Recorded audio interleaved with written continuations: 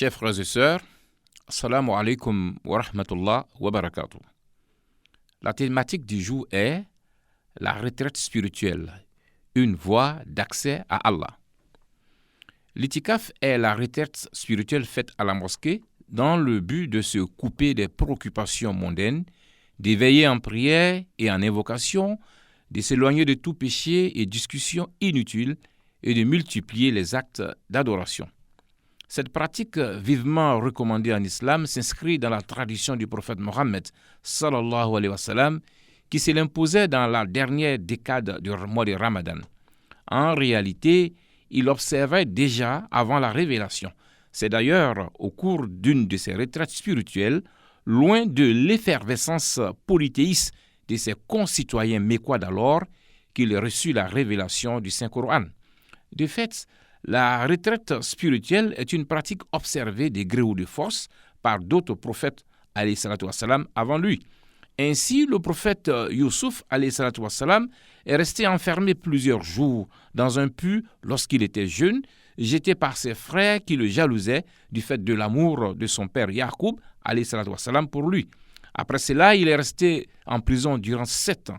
De ces 2 retraites forcées, il en a tiré une force incommensurable qui lui a permis d'accéder plus tard, en tant que conseiller spécial du monarque, à un haut rôle étatique.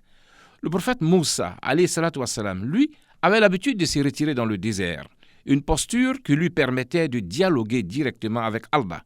Ainsi, il a acquis la foi et la force nécessaires de venir à bout de Pharaon et de sortir son peuple du joug de celui-ci en le conduisant vers la terre promise. Le prophète Yunus, alayhi salatu wassalam, lui, avalé par un poisson, fut contraint de passer un séjour dans le silence et l'obscurité de celui-ci au fond de l'océan.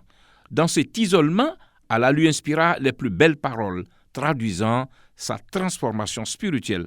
Après avoir été confronté à sa difficile mission d'appeler son peuple obstiné dans son infidélité à Allah, cette retraite forcée permit à Yunus, alayhi salatu wassalam, de parfaire son éducation et de revenir vers son peuple transformé et plus armé à convaincre celui-ci. On comprend donc que la retraite spirituelle est une privation qui permet d'acquérir des choses essentielles que sont la proximité d'Allah et son agrément. Ainsi, on distingue globalement 2 sortes de retraites spirituelles. Premièrement, il y a les retraites dévotionnelles qui rechargent l'individu.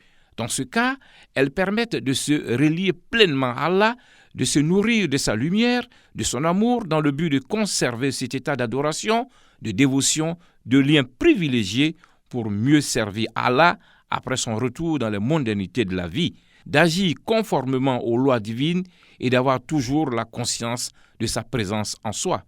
Deuxièmement, il y a les retraites introspectives qui servent à réparer. En effet, ces retraites peuvent être vécues comme des épreuves. L'absence d'activité entraîne un surdéveloppement des pensées et parfois des remontées d'angoisse dont on arrivait parfois à se défaire. L'objectif d'une telle retraite est d'observer ces structures mentales pour en prendre conscience, une chose difficilement réalisable dans le flux quotidien des occupations. Au total, on peut affirmer que la retraite spirituelle est une voie d'accès à Allah pour se reformer et bénéficier de sa grâce infinie, mais aussi une façon d'être en lien avec lui avant le retour définitif dans l'au-delà.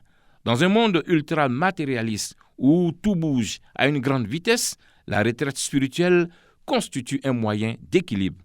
Qu'Allah nous donne la force des bienfaits de la retraite spirituelle. Amin, Ya Rab.